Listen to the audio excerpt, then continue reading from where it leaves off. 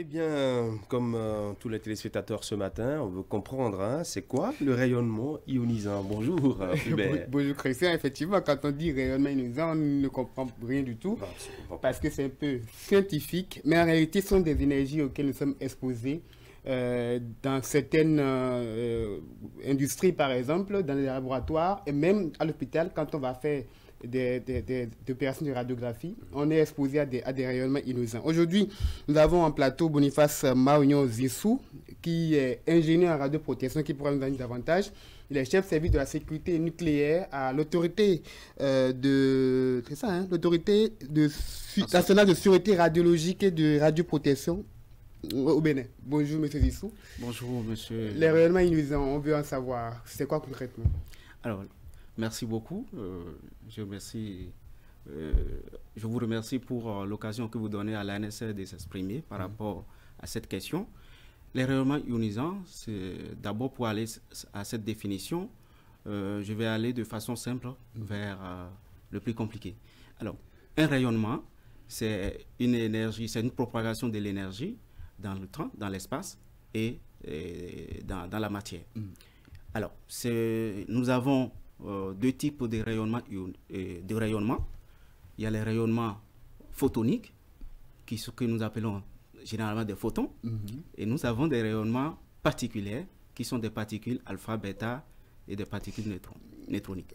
Et donc, ces rayonnements deviennent ionisants quand ils sont capables d'arracher un ou plusieurs électrons dans la matière qu'ils traversent. Oui, ça devient un peu compliqué pour mes téléspectateurs, mais ça provient d'où les sources de ces énergies pour être plus pratique. Alors, pour être plus pratique, là où l'être humain peut être exposé au rayonnement ionisant, c'est à tout endroit.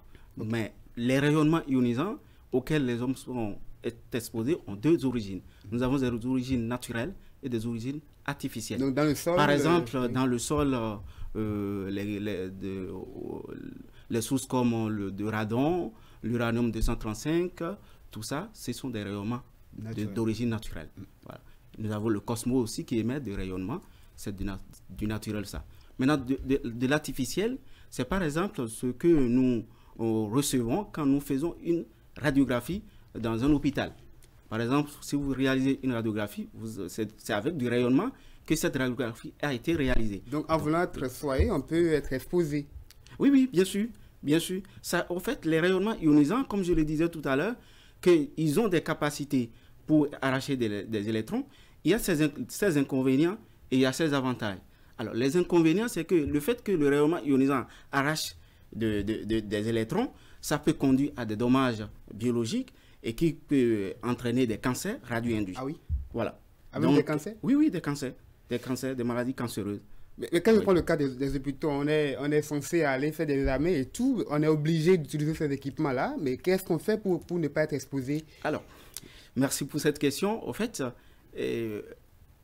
sur le plan international, il y a des dispositions qui sont prescrites pour utiliser ces rayonnements sans avoir ces effets néfastes dont je viens de parler. Oui. Donc, souvent des normes. Des normes de sûreté et des normes de sécurité. Et donc, les États ont l'obligation de mettre en place des organismes, des réglementations. Est-ce que c'est déjà le cas au Bénin? C'est déjà le cas au Bénin. C'est ça, par exemple, l'Autorité nationale de sûreté radiologique et de radioprotection, qui a été créée par la loi 2017-29 du 15 mars 2018 portant sûreté radiologique et sécurité nucléaire en République du Bénin. Et donc, à l'article 7 de cette loi, cette autorité a été créée et a été rattachée à la présidente de la République. Et donc, le gouvernement du président Talon a adopté un décret en septembre, le 6 septembre 2019 portant l'approbation des statuts de cette autorité. Donc, dans ce décret, nous avons deux organes de cette autorité. Nous avons l'organe de décision et nous avons le secrétariat permanent. L'organe de décision, c'est l'organe que nous appelons le conseil de surveillance, qui est composé de 7 membres, dont un président, qui est le colonel Bertin Bara. Oui, mais quand je dis s'il y a des normes déjà en vigueur au Bénin, qu'est-ce que l'autorité fait déjà pour éviter que nous soyons exposés? Alors, j'en viens au fait.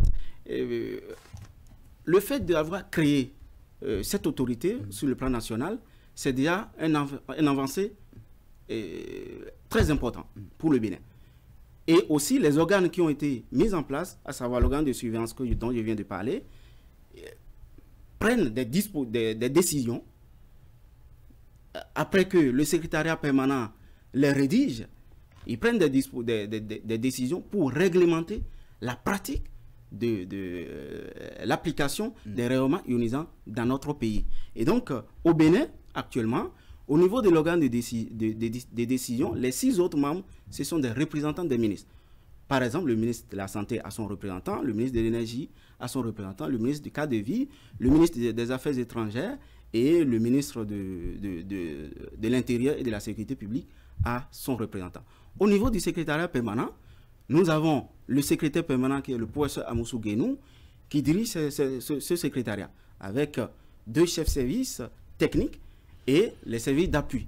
Donc, à travers le travail qui est fait depuis le temps que nous nous sommes mis en place, nous avons rédigé des décisions qui ont été adoptées par le conseil de décision. Ces décisions, ça dit et quoi, cette décision, la première décision qui est très importante, c'est la décision portant la déclaration.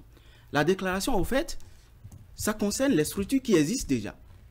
Et donc, ces structures doivent se déclarer l'utilisation qu'ils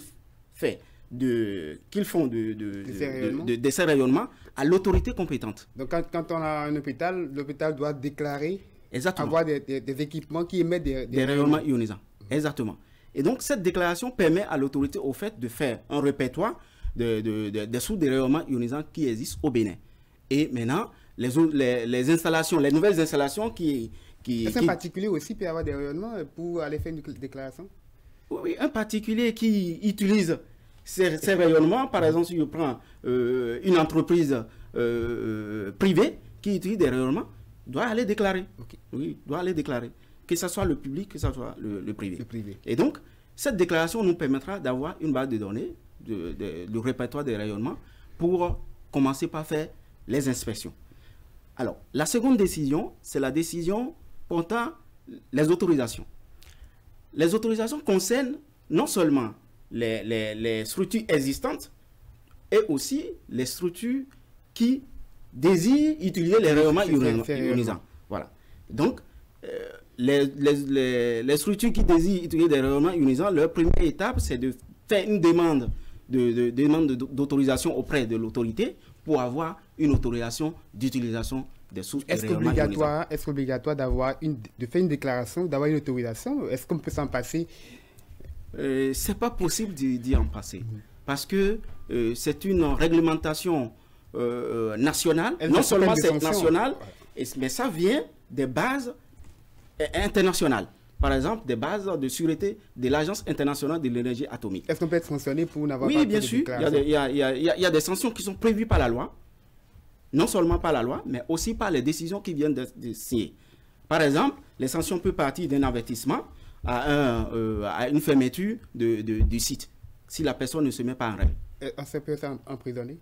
Oui, on peut emprisonner. La loi a prévu des emprisonnements fermes pour toute personne qui utilise des sources de rayonnement sans avoir une autorisation officielle délivrée par l'Autorité nationale de sécurité radiologique. Nous aurons le temps d'aborder beaucoup d'autres aspects des décisions prises, mais est-ce qu'il y a une répression pour finir? Oui, en fait, la répression ne va pas commencer tout de suite.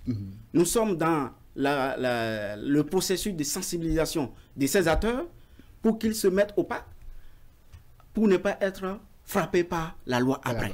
C'est ça. Donc, après ces sensibilisations, nous allons commencer les inspections et c'est suite à ces inspections que la répression va commencer. Pour que tout le monde soit protégé de ces rayonnements qui peuvent endommager d'abord la santé humaine. Merci, M. Boniface Zinsou. Je rappelle d'être le chef service sécurité nucléaire de l'Autorité nationale de sécurité radiologique et de radioprotection. C'est bien ça? C'est ça. Merci beaucoup.